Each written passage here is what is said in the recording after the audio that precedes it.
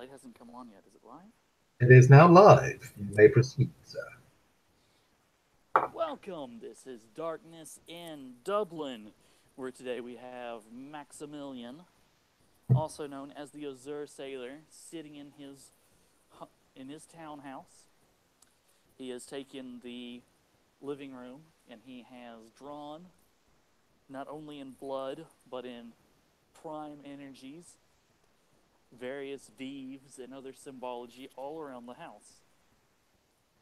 He has done this because he is frightened of everything, because he is assured that something has a sympathetic connection to him.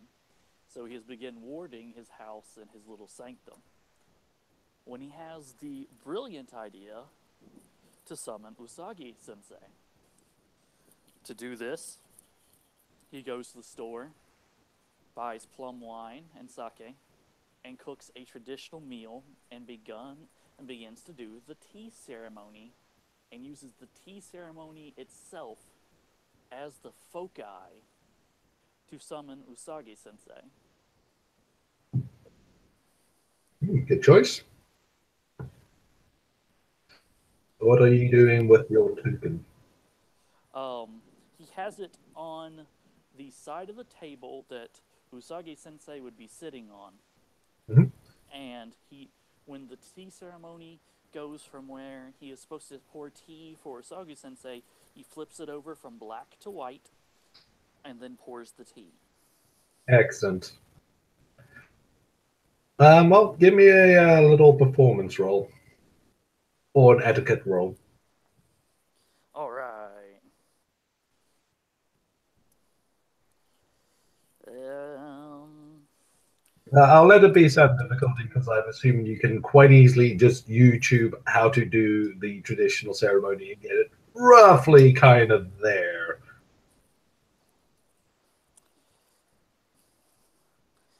he also has a mentor that makes this really easy.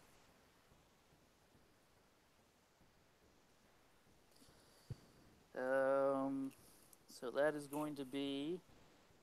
Uh, I'm going to spend a willpower, put some quintessence into the ritual, because I'm summoning a spirit, Nom, nom, nom, nom. and that'll be at that. Oh, that's 4 successes. I do it nearly perfect, if not perfect. Excellent. So when you flip over the token, you try to put it so it's on the white side, but it doesn't quite want to go down like that kind of magnetic push.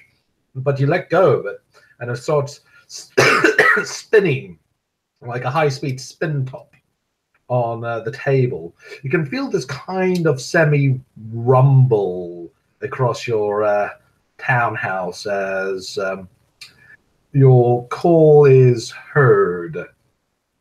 You also somewhat feel a little bit more calm, relaxed, as if any unwholesome spirits within the area or nearby or within a mile radius have immediately fled the area.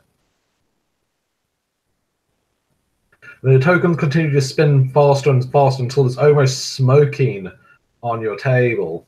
And the smoke is vastly more than it should be. It should be these little puffs, but it begins proper plume begins to erupt from the token.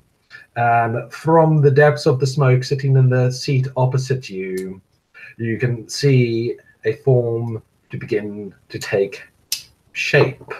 A form of an anthropomorphic rabbit, complete with a sword and a red scabbard, begins to reach through and take the cup of tea that was offered to him, which disappears back into the plume.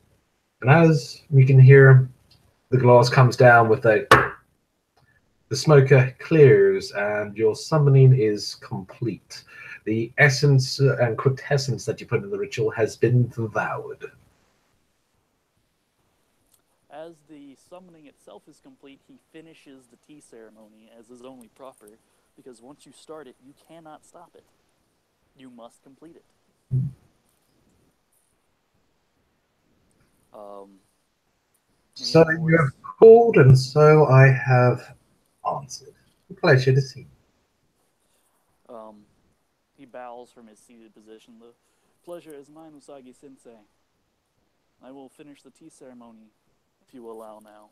Please, I've been looking forward to it.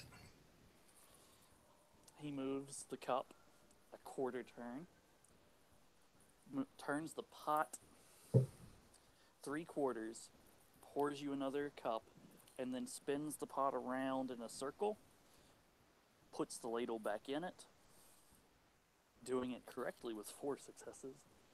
Um, and then at the end, um, he taps the table once, twice, 3 times, and then turns it to the direction of east and the rising sun.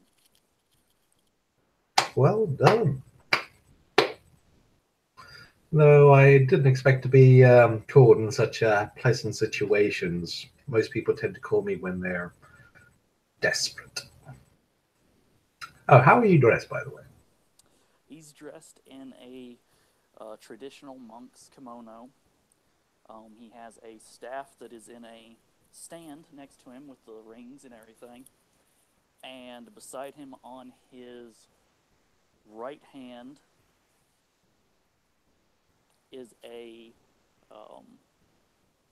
straw hat, and on his left hand there is a sword and scabbard, though it's not a Eastern design sword. It is a what would be traditionally for his bloodline. Well, first of all, I think I might need to help you out with something. As much as we appreciate the gesture, and it is appreciated, you're not one of ours. Dressing as you are, you're not. You haven't taken monk's vows, and though I call you a monk, you are not. This dress is not appropriate for you. Let me arrange something a bit more suitable.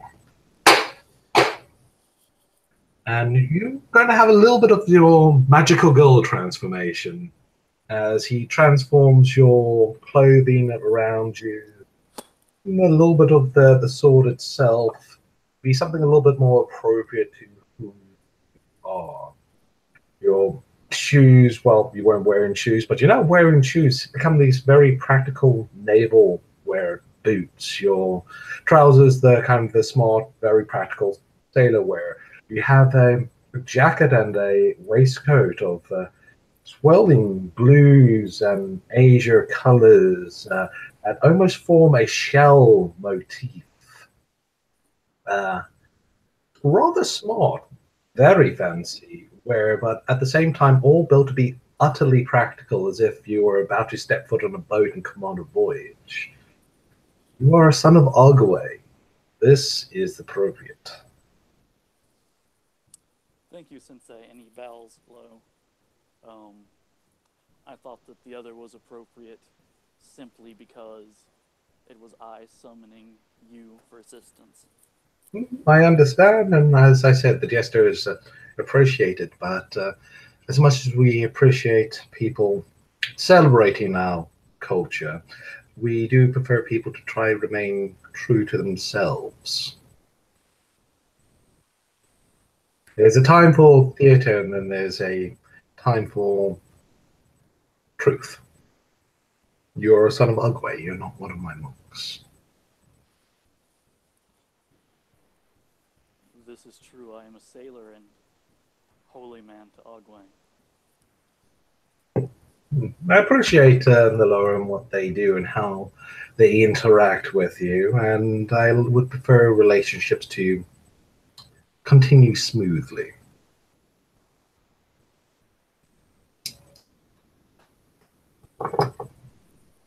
It is in that vein that I have called you. I need help in destroying sympathetic magic. Go on. A piece of me was taken by a woman. Bit more than a piece of you from what I can see. It is the essence of man. It Mm. is therefore very powerful in both my culture and in magic itself. It's a piece of your soul. What it is and which part has its own representation, but it is a significant piece of you nonetheless. Though I find, looking at you, someone's already done some work to try and repair the damage. I mean, they haven't done badly. I can definitely tell you that. I mean, it's not you, but it's as close a thing as someone could manage without delving into the deeper mysteries. You are correct, and because it is not me, and because that piece of me is still out there and exists, I am very, very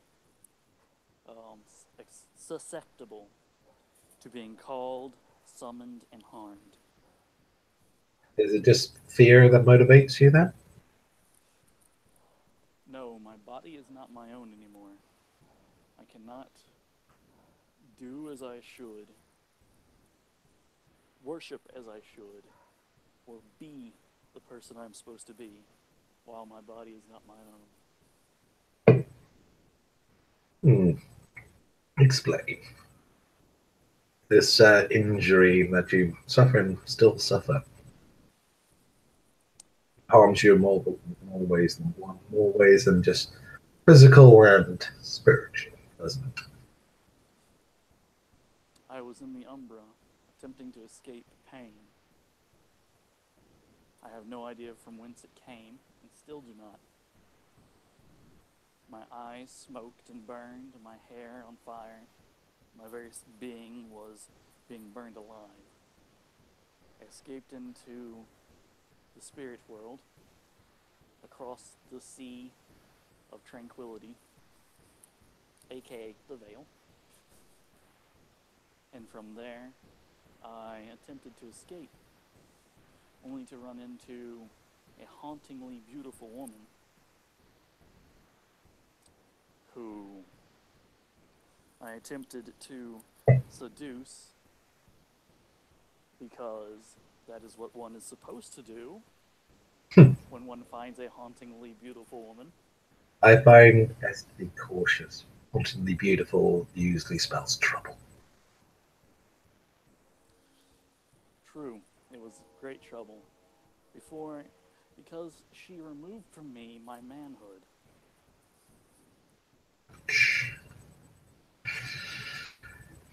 Ouch. Quite the predicament. You don't need to tell me the specifics. In my culture, your manhood is the seat of all of your power. Therefore, whoever has it now has control of all of my magic. In your culture, the power of one is somewhat insignificant. It's the power of the community that matters. That would be true if I had community. Instead, I have people surrounding me who would laugh instead of help, bray instead of listen. And for that, there is no forgiveness. In our community, you should come to the person who has done wrong or has been injured, and you should tell them a good thing about themselves. And you should do this once a day for a week, no less, to remind them that they are not bad, and that even messing up, there is good in them. Instead, derision, laughter, and hatred was thrown upon me. They have turned their backs upon me, and thus must I turn my back from them. Well, it'll be up to you to find your own place in the scheme of things. You see, it's quite easy to become lost in this world that has come to existence. And when we become lost, well, what can we do? We could let our burdens drag us down and under and drown beneath the waves, or we could look for purpose, look for something to rise us up, something to hold on to, face the burdens that weigh you down, become the person who you're meant to be. I am a healer and a holy man. To save face, from what has happened to me, I must die. You don't need to die, you need to be reborn. We live, we die, we live again. You and your people are oddly more immortal than you give yourselves credit for. I can give you a little depth. I can repair the damage done to your soul with yourself from yourself. I can make you whole, if that is your wish. You earned my favor previously, and this is a favor and a gift I'm willing to bestow upon you. All that which is not you will become ash, and all that is you will be all that there is. You understand? I do. And he pulls out the coin of Wukong, places it on the table, flips it, and then pushes it forward. I wish for more than that, though. Go on. I wish that I was more in tune with what the spirit world has for me. Interesting.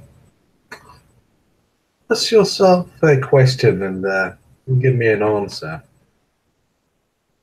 Are you a man who dreams he is a lion of Africa? Or a lion of Africa that has gone to sleep and now dreams he is a man?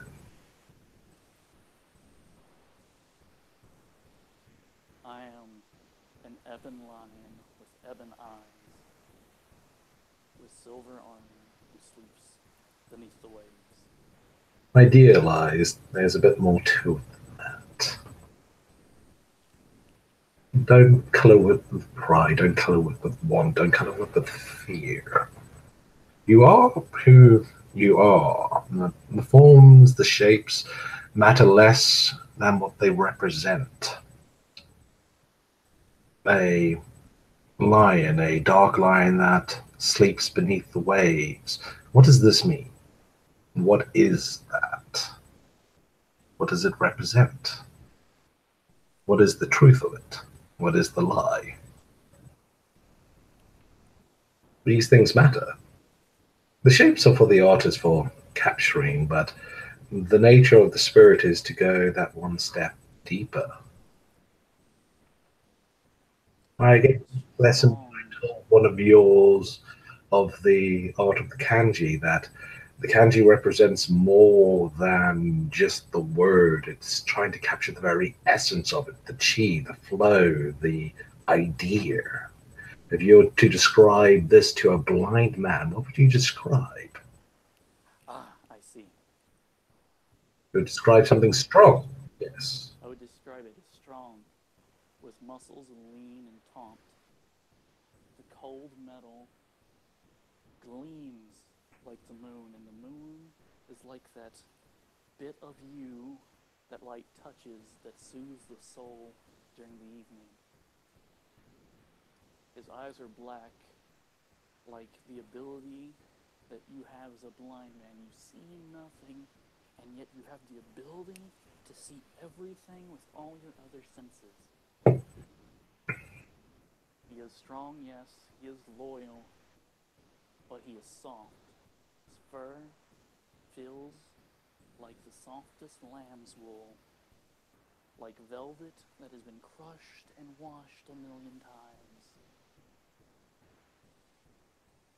And his presence brings nothing more than calm, like a rainy day inside, reading a book.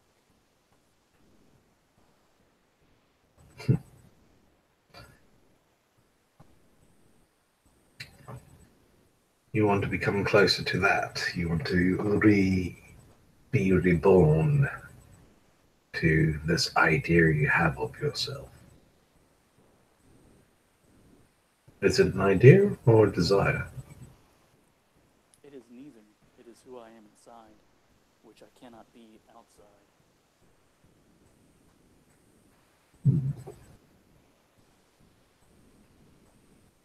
I shall need to think of that. But the next part is, what is your lie that you tell yourself, and what is the truth that you seek?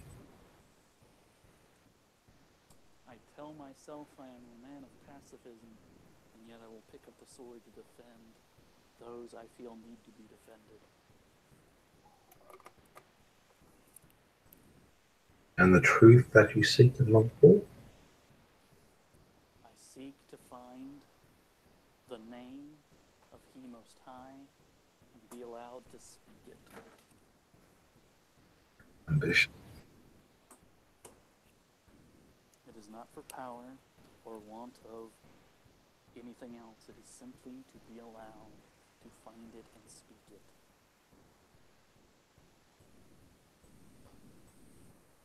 Why? Usagi Sensei, faith can move mountains, can bring rain from the sky, can strike the enemy with lightning. All of these things are possible from the good God, from Him Most High, Lord of Hosts, some call Him, the august personage of Jade, the ever-living Emperor. All of these are possible with faith. It takes greater faith to know the name, to speak the name, and to do nothing with the name. As you're talking and you're having this conversation, it slowly comes to your attention that the area around you is crumbling, and you're slowly not being quite in your cabin anymore. You're subtly ending up in a very different place. You've been spirit side before, but your area is becoming close to it. That very veil between it is temporarily splintered. Well, words have power here. Keep on going. Don't let me slow you down. With that, he pushes across the table now a bottle of sake and a different cup to drink from. Now we're talking. God has everything to do with everything. I have seen Him and felt His presence twice in as many months. He looked down upon me, and I thanked Him for letting me be me. I thanked Him for letting me be alive. And I thanked Him for letting me be this worker of His will, so that I may overcome my insecurities. I can overcome that which inside me is broken. Because through faith in Him and my Lord Agwe, I have become a better man. Faith and faith alone can change the world. Through faith, I do good deeds. Through good deeds, a stone is dropped into a pond. The ripples, they cascade. You can see that the area reacts slowly towards your words. It's more reacting to the passion behind them, less the actual meaning that you really believe in what you're saying. And it becomes a little bit more, how best to put it, expressive of yourself. That this area feels more yours. That it's not quite that it's just because it's this magical domain and stuff. It's this, that because you express to it, it is expressing to you. That in some ways one can try to express what something is by reenacting it and performing the movements. But in this way, it is seen and reacting to what you want by performing those for you, becoming that which is closer to you. It's almost subconscious. You can almost feel this area wobble as if you were on the sea on a boat. I will take from your culture and give you another answer in return. A life lived looking for the perfect cherry blossom is not a life wasted. Purpose. It helps give perspective. It helps gives meaning. It helps make it worthwhile that something is achieved in the name of yourself, in the name of others, in the name of faith, in the name of magic. It doesn't matter. It helps ground and anchor us to the very flows of reality itself. You see? Within me is the need to heal and to guard all of those around me. In me is the need for honor, justice, decorum, sense of duty, compassion, the things that you call Bushido, and the things that I call heavenly ideals. These things to me are just as great in my life as the sun is. The sun may beat down on the earth and may dry it out. But through these ideals, through helping people, I can water the ground and bring forth from fertile land that once was more flowers, more joy and more beauty. Well, I'm moved by your words and in a sense your actions, though some of them have been, no offense, foolish in previous times. You're learning, you're trying to make headway, you're trying to become better, smarter. It takes time to learn these lessons. No need to rush yourself. Some things can only be learned in time. But we are digressing by what you wanted me here and what you want to happen. Like I said before, you earned my favor and I'm willing to perform the task. I see you're trying to present me this token of Wukong as a form of payment, but I cannot accept such a thing. That was a gift to you. And what gave should not be given again. Traditionally, you still need to provide me a gift, but try to think better.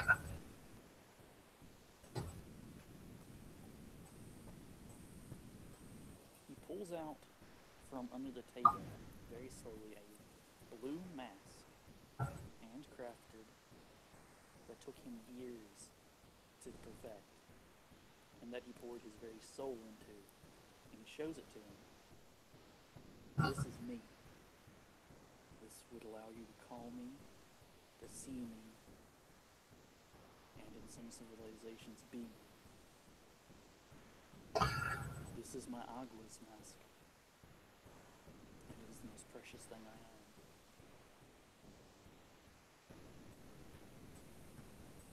Mm-mm.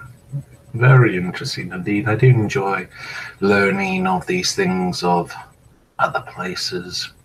We have something similar in our lands. Our actors wear them, the kukimuki masks, built to try and truly express something. Go on, put it on. To describe the mask a little bit, it's a blue mask on perfect ebon wood, so the wood itself is black, and seashells have been tapped into it with a little hammer and pen. It has been painted blue with accents of silver. But if you look into the mask, look at it greatly, you see fire and a ship broken and sinking.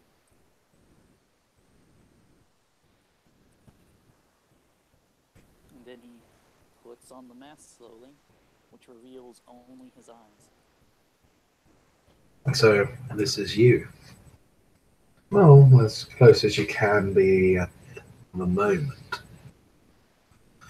But we need to take our next step. We're still not close enough yet to you. We still need to see what is missing and not so much replace it, no. What you need is for that and that part of you to be you again. Something more than just stitching on another part. It needs to be regrown, regenerated, rejuvenated. This bit that represents so much of you, not just spiritually, but mentally, magically, socially. It matters to you because it is a part of yourself, and that part of you, regardless of which part it is a part that you know is important to yourself. And that's why you put so much power into it. And for us to take our next step, you're going to need to take a step yourself. Wear the mask. The mask helps you focus on who you're meant to be, who you want to be. And let us take one more step. As he raises his sword down and brings it down, it doesn't so much cut into your flesh, not even into your spirit, but into this what is not you. These ideas and anxieties that you have gathered over these huge periods of time all throughout your life, these bits that have been influenced into you, put into you by other people, these scars, these bad memories that don't belong there, that just serve to hide you down. He is cutting into all these things that should not be there. And you experience what can be best described as a little death. As this part of you that is not you is cut away, helping you become a little bit purer to yourself, that you can now feel with that burden being taken from you, just how much you have slowed yourself down, weighed yourself down, been unable to kind of see past your own hubris, but also have an appreciation for your own potential. These doubts that have constantly plagued you for just a brief moment. You don't have doubts. You don't really even have desire. You just have this truth that you are you, and that's okay. And I can be so much more than just me. I can be the real me. The potential can become the actuality. The desire doesn't matter because you and the world itself will flow as is. You don't need to want anything, you need to make it. You can shape the world, you have that power. You find yourself away from this place, somewhere much, much deeper within the realm of the spirits, having, in a sense, left this world behind for just the briefest moments. But in a place like this, how much is a moment? It could be a second, it could be a year, it could be decades. It doesn't really matter. You find yourself occupying a form that is new but never been unusual to you in even the slightest second, as if this is your utter natural self. It's different, but it doesn't feel unusual in any way at all. It's like you're always this way.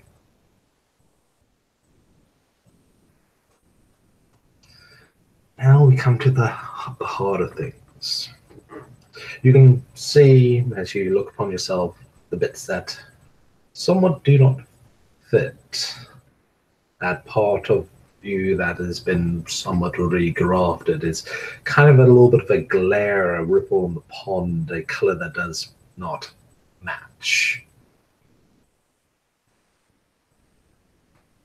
This is one of the deeper realms. This realm is made of you, by you, for you. I don't really even have much to do in places like these, but in here, this is when we can heal, rejuvenate. You know where you are?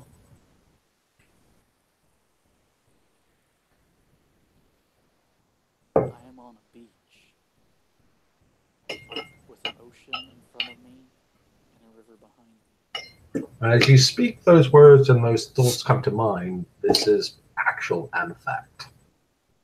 You can see as you vision it that, yeah, this is entirely true. There's a river behind you. You're shaping it. I could wait here until the grave was digging for me. Or I could join my Lord Agwe on a ship right out there. And then he just points and it's like right at the horizon there's a giant ship that would dwarf every major city in the world. You can see the road that leads there. You can see the Guardian Legba waiting. Go on.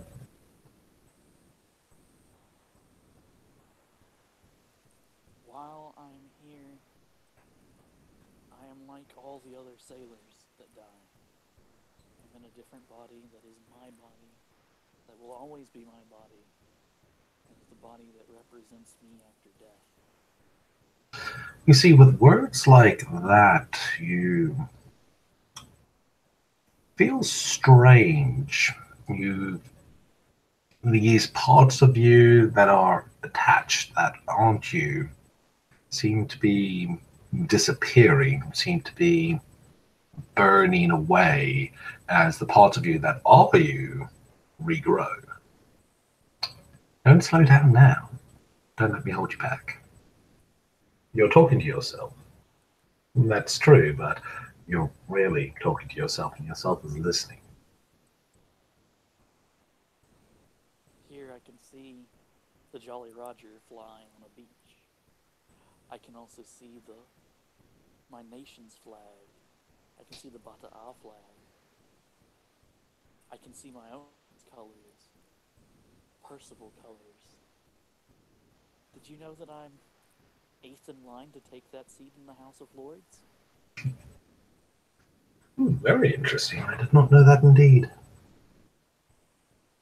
And here I stand on lion's paws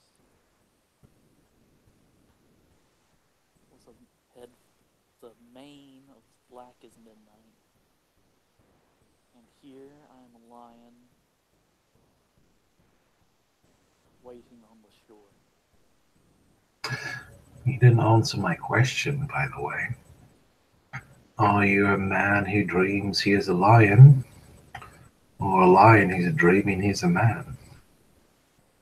I am a lion that dreams that he is a man. That is the whole and utter truth of everything that I could not realize myself.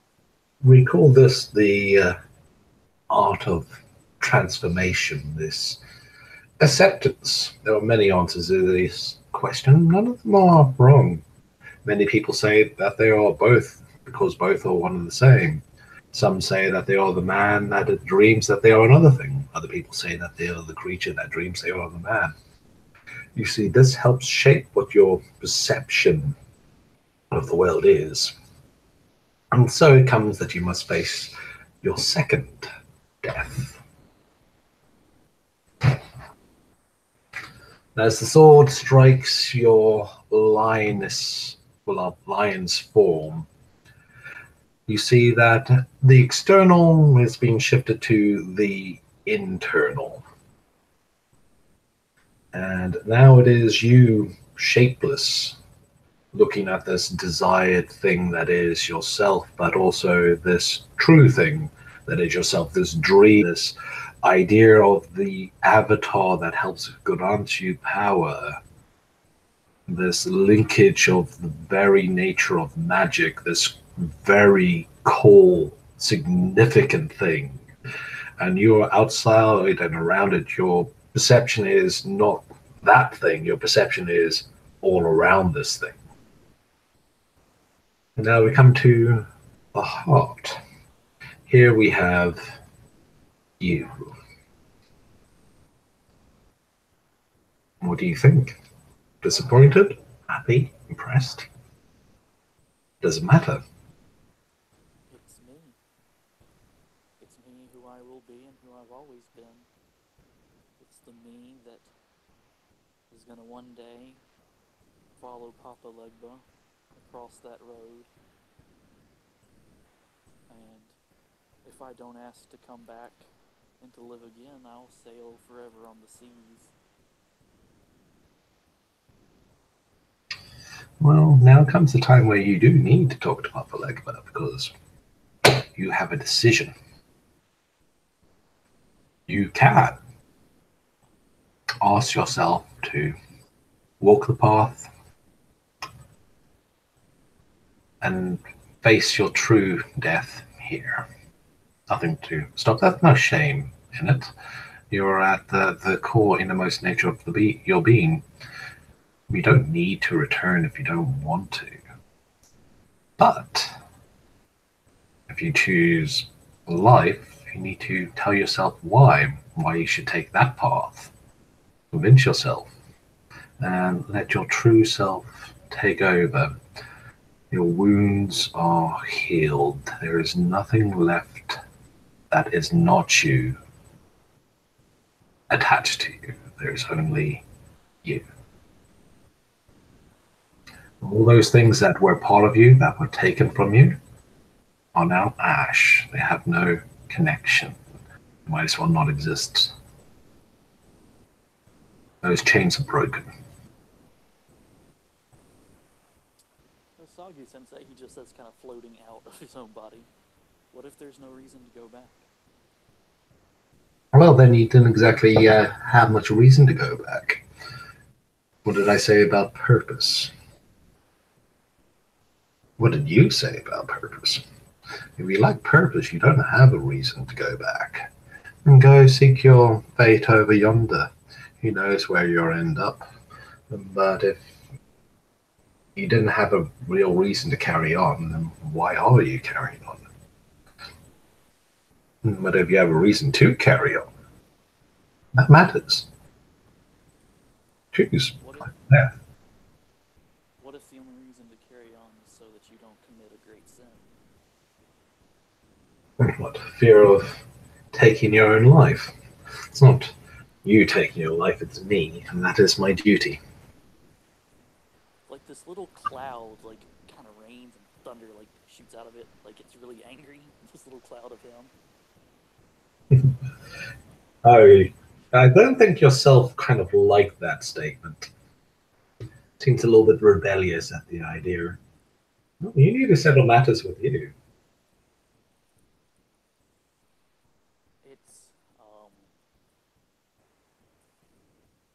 It's a sin for me to take my own life through assistance or otherwise, because I was put on this earth to heal. And yet, the only thing I can do in that city is just heal the sick and do nothing more, which should not seem like a waste. And yet, it is. I am not needed by any of the other mages. I'm not needed by any of the other Bata. I'm not even welcomed by them. So what is the point of a single soul?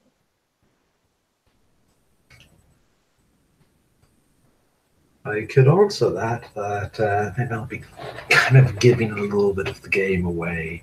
You see, some questions I can't help with. It's up to you. Like I said, this is you and you.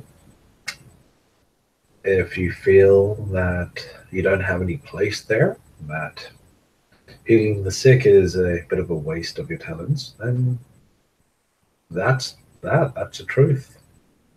But if you feel that there's still potential for things to grow, that you aren't quite the tree yet, that you're still a little bit of a seed, that there's still things that can be developed, that there's still hope, that situations can change, that all the things aren't quite set in stone yet, well, that might be a reason to take the path of life.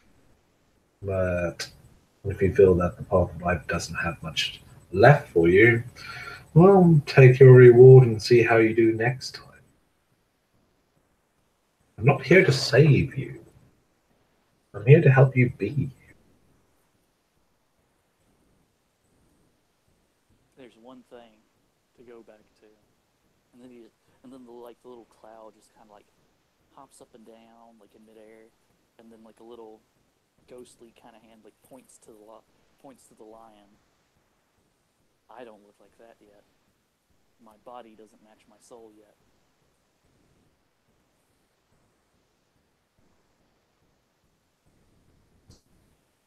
That it?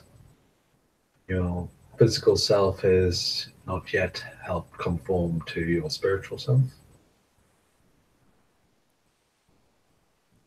That is enough, though. Very well. Choose the path of life purely because you are not yet who you want to be. Like, eyebrow raise, not who I want to be, no, who I'm supposed to be, who Yeah. I'm meant to be, who I am always am. Now My you're body is a shell, and that shell will grow to be like the inside. And I will walk with the spirits, and I will talk with the spirits, and I will help the spirits. And I will be one with the spirits. there we go. But time for the third death. And this one I can't give you. This one you need to do to yourself. Bring this back. Let us return upon the path that you have chosen. Choose. Walk it. How yourself to. Like footprints appear in the sand, and the two little images behind him kind of just follow shuffling forward. And he walks up to Papa Legba. Hey, long time no see. Not long enough, I suppose. But I see you walking over there, boy.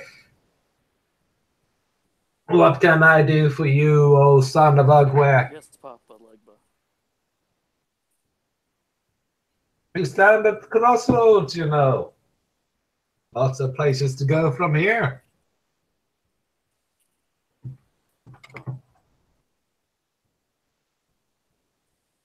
I'm going back to the realm of the spirit, Papa Legba. And from there, the path of the living. While the mortal world holds no answers to me, everything will be made right in the spirit. We still have many roads to walk, my boy. This is just taking a step on one of them. Don't take yourself too seriously now.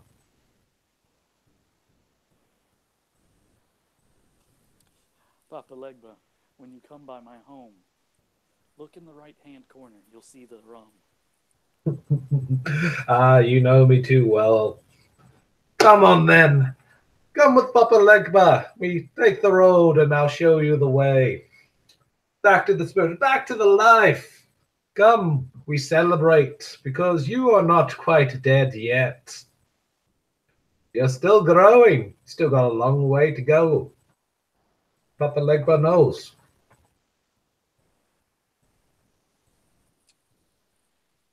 And then, from somewhere, he just pulls out a bottle, piece of paper, writes, "I'll see you soon." Grandfather puts it in, corks it, and then tosses it out to sea. You'll get it sooner or later. Come along now. This type of place is not the type of place that you want to linger in too long. And Papa Legba will open the way. You keep walking until you see the light. I'll make sure nothing gets you in between. Thank you, Papa Legba.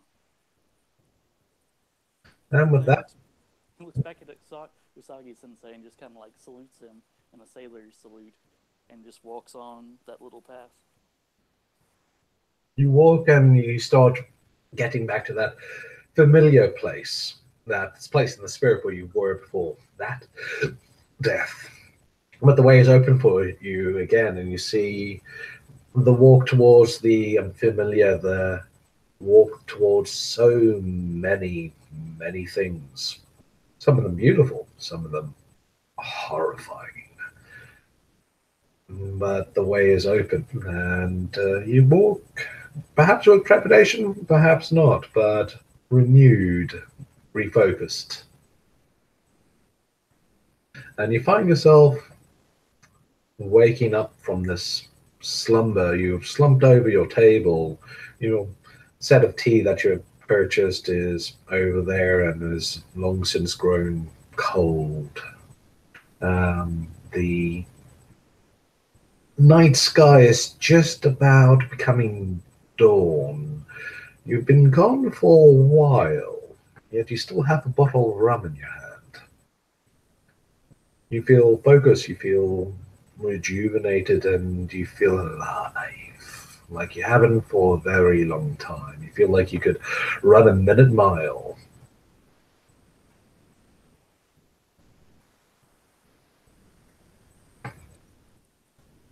As a little reward for having a little bit of a go at a little bit of self-philosophizing and, trying to strive for those deeper things, I will give you, let's say, a 2 XP discount on the next tribute you attempt to spend XP on.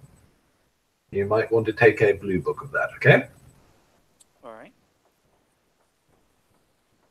He's going to set up the tea things now in the back left corner of the room and light a candle for Usagi Sensei.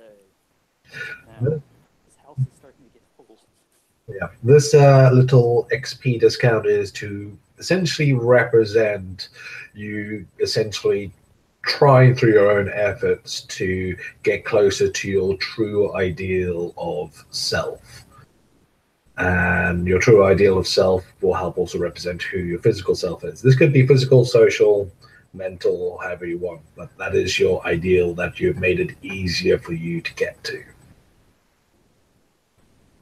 As to the actual spiritual nature, you've already looked into stuff related to that, and we can go over that another time. In which case, would you like to finish it off with a final little bit? So, whistling a sailor's tune, he goes by each of his altars, and he tidies up, pours new rum, puts new tea things,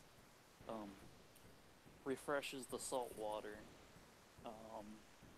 in Agwe's altar, which is in the center of the room, where it should be again. And he just looks around, finds a mirror, and steps through it sideways, because there are spirits there, and he has so much to learn. Thank you, ladies and gentlemen. We shall bring this scene to a close. Until next time.